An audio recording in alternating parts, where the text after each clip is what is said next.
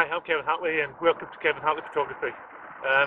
One of the most beautiful and elegant birds, especially aquatic birds, that you'll find in the UK is the Great Crested Grebe.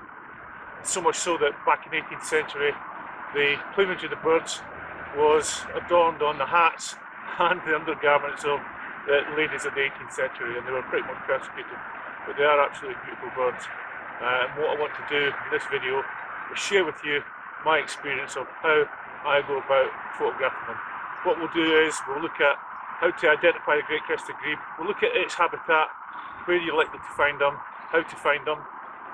We'll look at some of their behaviour.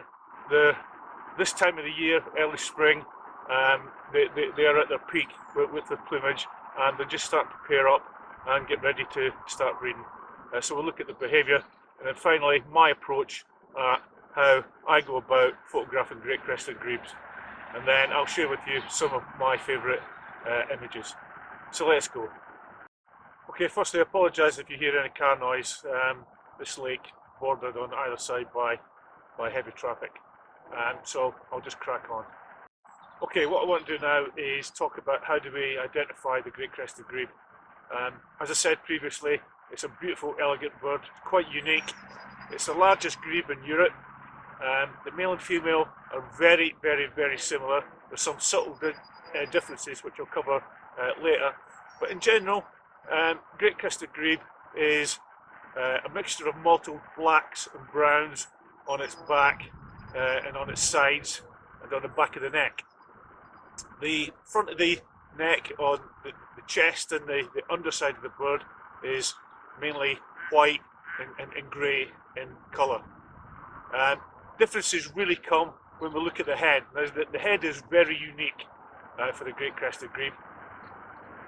In the breeding season, it's a mixture of orange, brown and black plumes that really stick out on the bird, with a black crest. The grebe has a long, thin, pinkish looking bill and a stunning red eye. Now, the plumes on the head of the grebe are only really there during the spring and the summer, and it's this time of the year, early spring, when they're looking at their absolute best. They're starting to pair up, and they're starting to get together, and when I talk about behaviour, I'll talk about the unique way that Great Crested Grebes go about pairing up and mating. So, Great Crested Grebe, beautiful, elegant looking bird. Great Crested Grebe also has a very short tail and very short legs, and indeed it's not very often that you'll see Great Crested Grebes in flight. When it comes to winter, the Great Crested Grebe loses its breeding plumage. So all the orange, bright orange and bright browns and the plumes around its crest disappear, and the bird loses its brightness as well and becomes a mixture of blacks and greys and whites, but it still retains its black crest on the head. Okay, when it comes to the difference between the male and the female Great Crested Grebe, as I said, they're very much alike. Really, the only difference between them is that the male is slightly larger than the female, especially identifying features around the head. The male has a larger head and a larger bill compared to the female. So what I'll do is I'll put some pictures and some video and see if you can tell the difference between the male and the female Great Crested Grebe.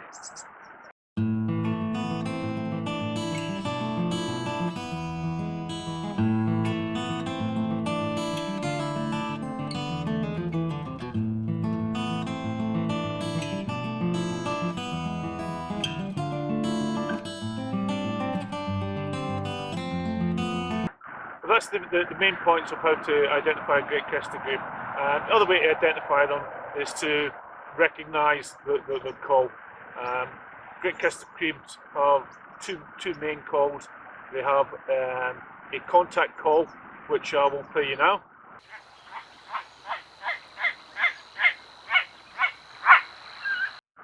And then they also have an alarm call, which I'll play you now.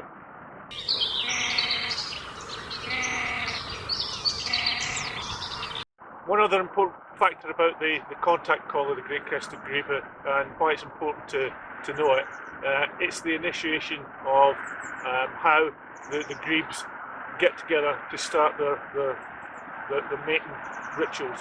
And I'll go through that in a little bit more detail when I talk about the behaviour of the Great Crested Grebe. It's important to understand the difference in the calls, the contact call and the alarm call. Okay, briefly just want to talk about the habitat that the Great Crested Grebe likes to inhabit and pair up and breed. Great Crested Grebes can be found on plenty of open, good, clean, freshwater sources like lakes and ponds. You won't get them on rivers as well.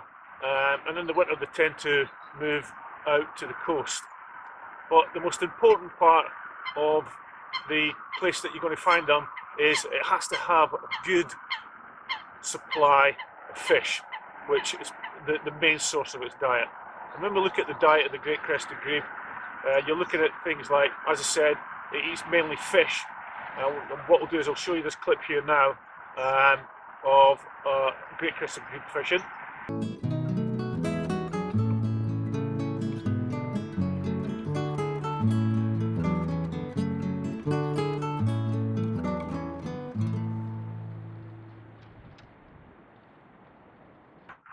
As you saw there, the great fishers, the great anglers, Great Crested Grebes, and I love watching them going about the business.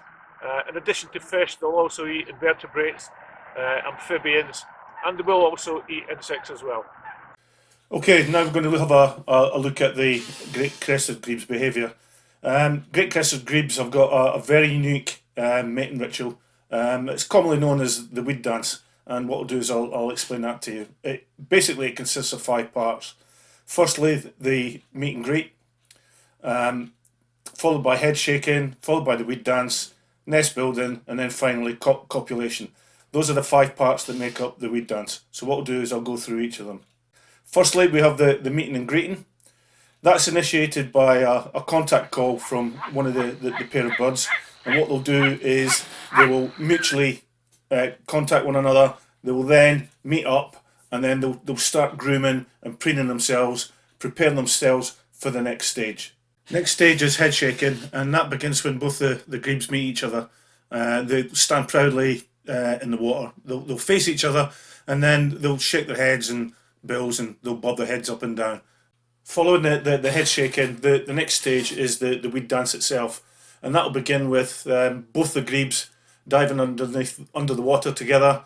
They will then rise up from the water with weed in their mouths. They'll face each other, and then they'll literally stand up in the water facing each other, shake their head from side to side with weed, and that's really seen as a precursor to the nest building.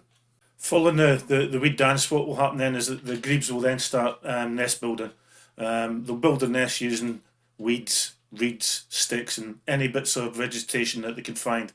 The nest itself usually sits on top of the water, and the nest is tended by both birds. The final stage of the weed dance is where copulation takes place, and that will only happen when the female invites the male to mount her. Don't blink or you'll miss this. Grebes breed only once a year, and they'll lay between 3 to 4 eggs, and incubation lasts for about 28 days before you get the young grebes hatching as a brood. And the colour of them, the black and white stripes, the young grebes are known as humbugs, just like the sweet. Okay, what I want to talk about now is my approach to how to photograph Great Crested Grebes. Now, you can get close to Great Crested Grebes if they are on things like local parks where they're used to human being disturbance. You can get relatively close to them. However, this lake that I'm on, as I said, it's bordered by 2 major roads. It's quite noisy.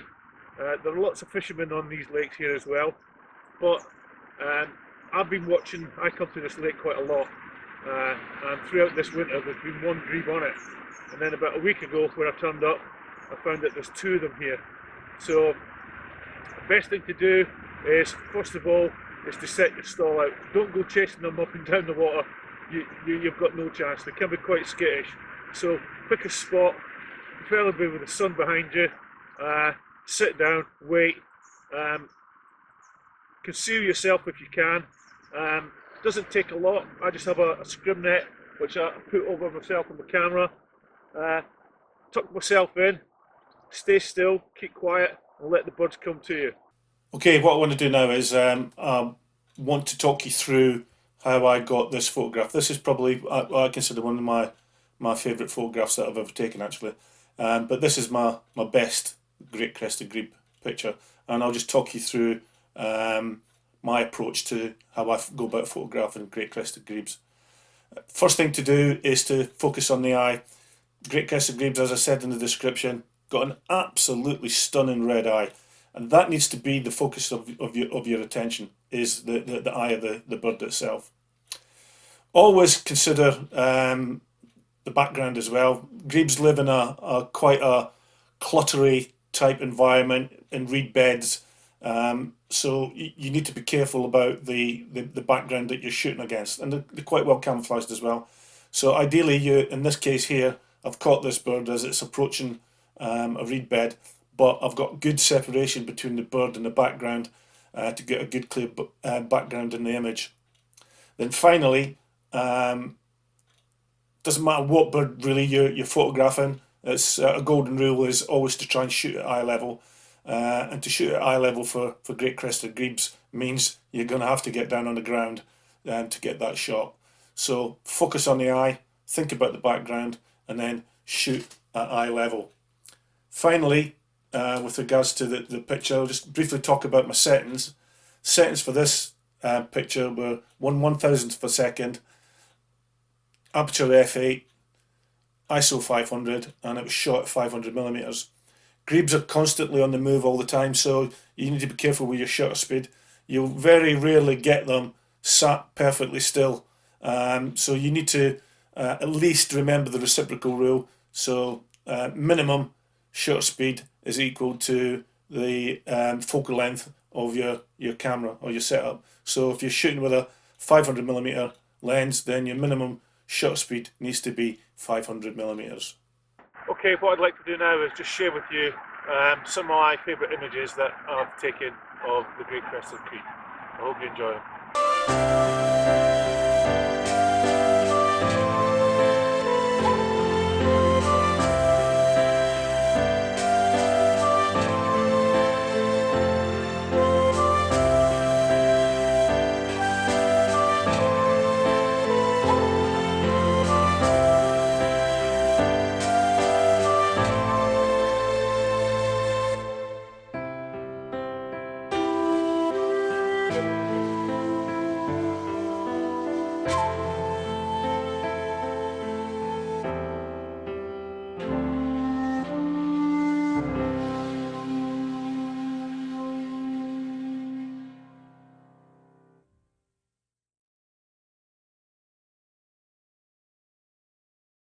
Okay, thanks for watching this edition of Kevin Hatley Photography and my approach to how to photograph Great Crested Grebes.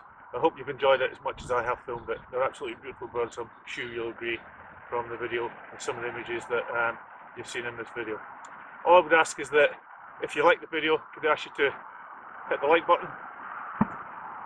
If you're not subscribed to my channel, Kevin Hatley Photography, could I ask you to consider doing so. It's completely free, it doesn't cost anything, and it just keeps giving me that incentive to coming out into places like this in the beautiful English countryside and photograph beautiful birds like the Great Crested Grebe. So until the next time, stay safe, take care, and I hope to see you soon. Bye for now.